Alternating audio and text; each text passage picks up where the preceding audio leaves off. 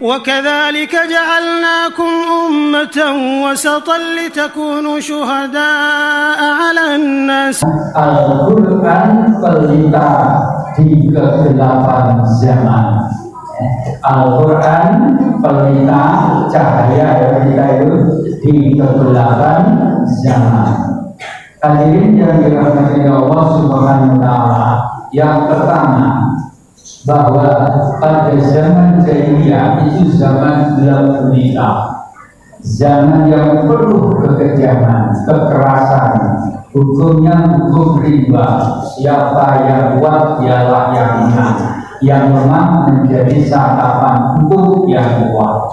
Sehingga pada saat itulah Allah menurunkan yaitu Al-Quran yang diberikan kepada Nabi Muhammad Sallallahu Alaihi Wasallam lewat malaikat Jibril untuk memberi cahaya, memberi keterangan, memberi petunjuk yang lurus, yang benar, yang selamat dunia akhirat, ya.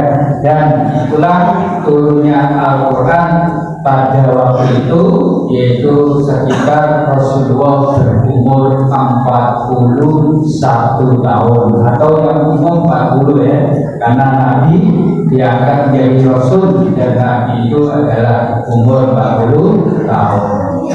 Ada yang disebut nuzulul Quran, berarti turunnya Al-Quran. Tapi juga ada yang disebut malam Lailatul Qadar. Di ayat pertama surat Al-Qadar itu Allah berfirman, "A'udzu billahi minasyaitonir rajim, inna anzalnahu fi lailatul qadar."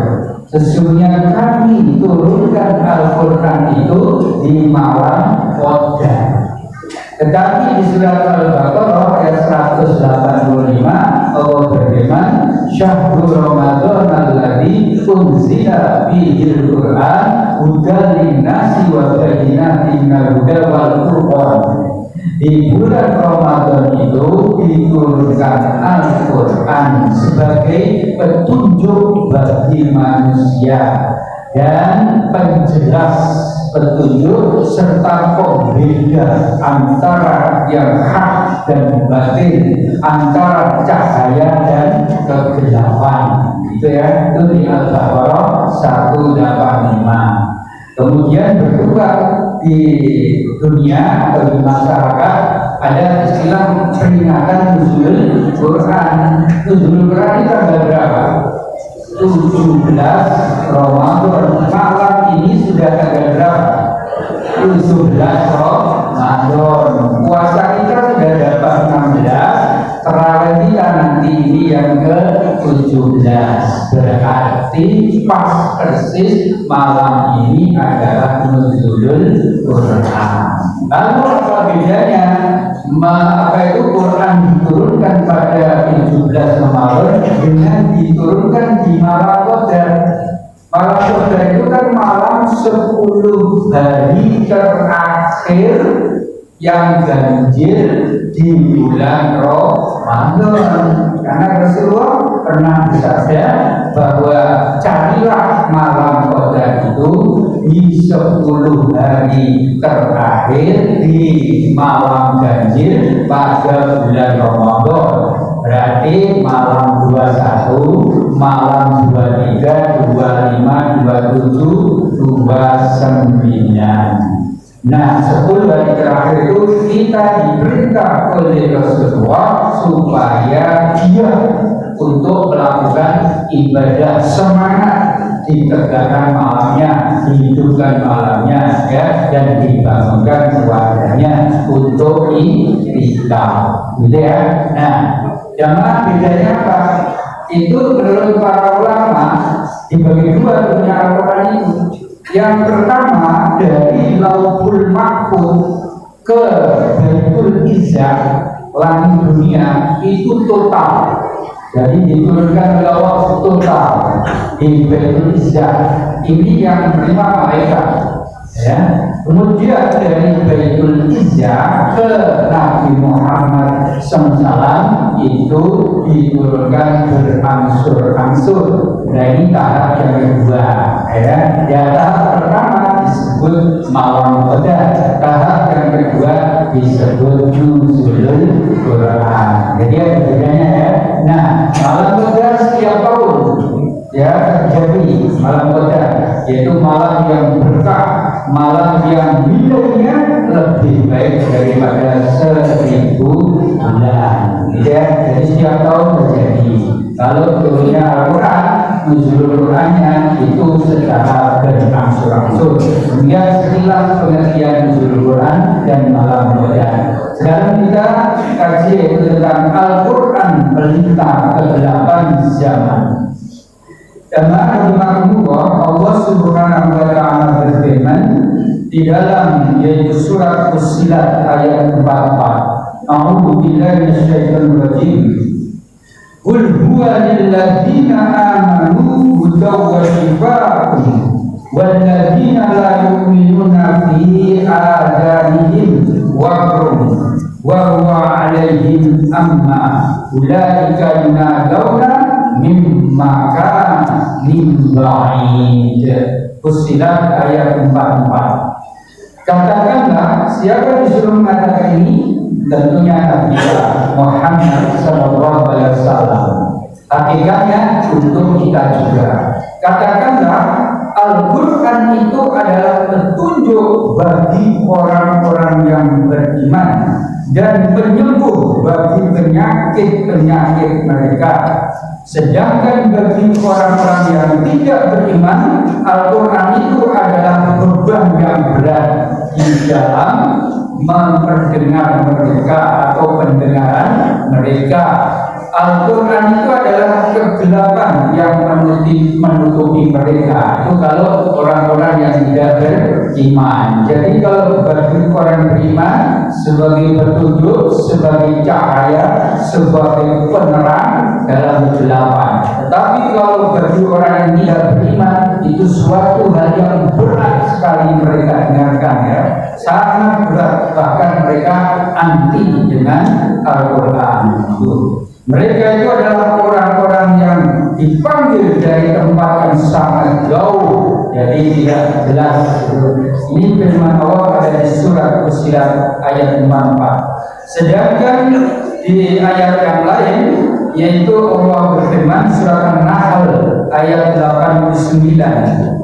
Wa nazzalna 'alaikal kitaba tibyana likulli syai'in wa hudaw wa rahmatan wa busyra lil muslimin.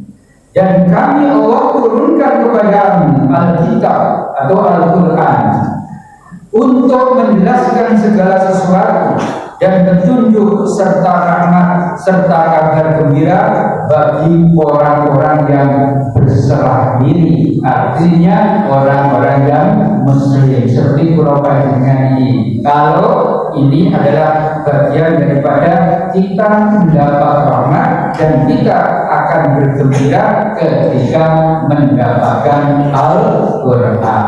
Itu jamaah rahimahumullah.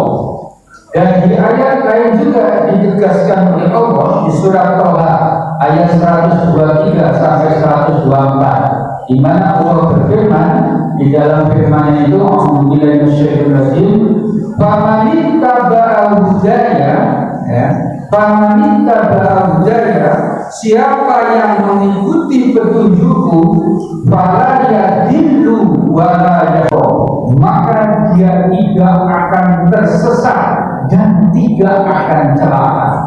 Ya. Siapa aja, ini umum ya. Jadi namanya manusia kalau mau mengikuti Al-Quran pasti dijamin tidak tersesat dan tidak celaka. Ini yang dijamin Allah. Kalau betul-betul konsekuen ya ikut pada Al-Quran. Al-Quran sebagai pedoman hidupnya sehari-hari, sebagai rule of life, way of life. Jadi dalam segala aspek kehidupan, baik itu pribadi, keluarga, masyarakat, berbangsa, bernegara, berteknologi, berbisnis ya, dan berseni dan sebagainya. Jadi dalam aspek segala kehidupan, kalau prinsip-prinsip dasarnya itu berdasar petunjuk Allah Al-Quran, insya Allah dijamin selamat di dunia wal akhirat. Itu.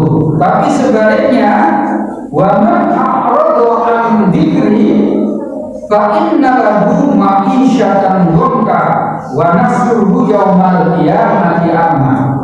Orang yang tidak mau mengikuti Al-Quran, yang ingkar, yang menolak Al-Quran sebagai pedoman hidupnya, sebagai petunjuknya, maka baginya adalah ma'isyatan dhanka, kehidupan yang sempit, yang tidak nyaman, kehidupan yang tidak bahagia, kehidupan yang serba resah, serba gelisah, meskipun uangnya banyak, rumahnya juga kececeran, kendaraannya luar biasa, dan juga punya villa, punya apalagi pulau, banyak di mana-mana, tapi dia hidupnya nggak tenang, hidupnya sempit, sesak, serba ketakutan, di mana-mana ketakutan.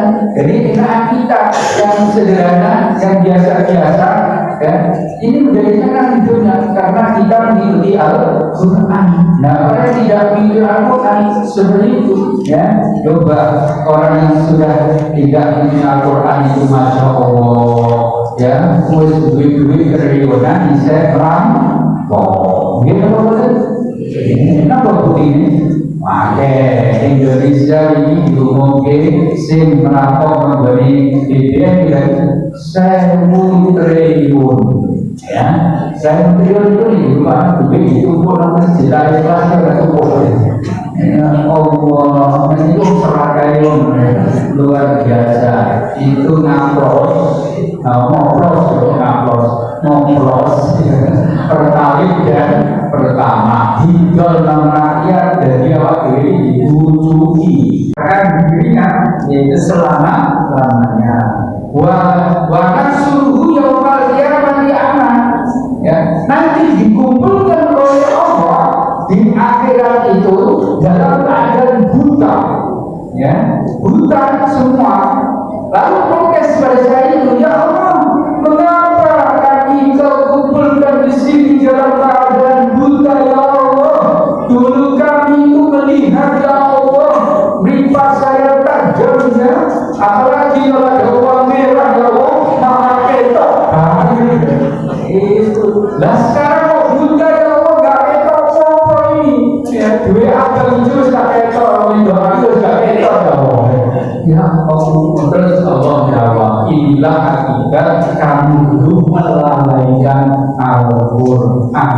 Jadi sekarang kamu gelap, dalam kegelapan.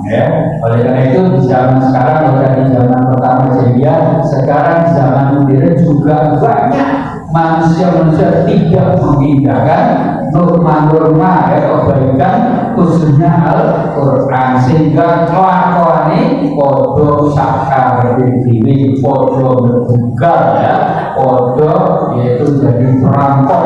Kadang-kadang biasanya berjual bahwa isahan tadi kuntal, kalau taruh sini udah akeh, itu prinsip saiki, mumpung puasa, jadi puasa saya itu sudah pengajian semua kabeh transaksi itu dolan, malah banyak yang maling. Mudah-mudahan yang lain yang baik-baik jangan niru, Nah, kita harus menjadi yang pendukung yang baik. Kali ini jangan berdua, maka dari itu bacalah Al-Quran yang pertama, Yang kedua, pelajari Al-Quran. Yang ketiga, amalkan Al-Quran dalam kehidupan sehari-hari. Insya Allah khususnya akhirat padam, karena Rasulullah bersabda, "Iqra'ul Qur'ana fa in yawmal qiyamati syafi'an yasrabi." Bacalah Al-Quran, sungguhnya yang baca Al-Quran itu justru akan mendapat tolong dari Allah karena membaca Al-Quran. Begitu ya. Dan nakhiru buyutakum bisolat qiraatil Quran. Terangi rumahmu itu dengan sholat dan baca Quran, di sholat sunnah ngomong di sholat wajib masjid maca Quran masjid ngomong. Itulah namanya menyinari umat dengan baca Quran dan sholat. Atau kuburan, ya kuburan itu sepi, nggak ada orang sholat, nggak orang baca Quran. Memang saya kira baca Quran, sholat punya itu saya Nabi. Jadi tidak boleh sholat Quran, baca Quran, rombongan di kuburan tidak ada dalilnya, malah dilarang oleh Nabi. Naudzubillahi. Jadi kayak itu para jemaah, semoga bermanfaat bagi saya dan bagi para pendengar. Dan saya doakan mudah-mudahan pendengar sehat walafiat, cukup rezeki yang berkah, panjang umur yang bermanfaat, dan nanti akan dipanggil Allah husnul khotimah. Amin ya rabbal alamin. Wassalamualaikum warahmatullahi wabarakatuh.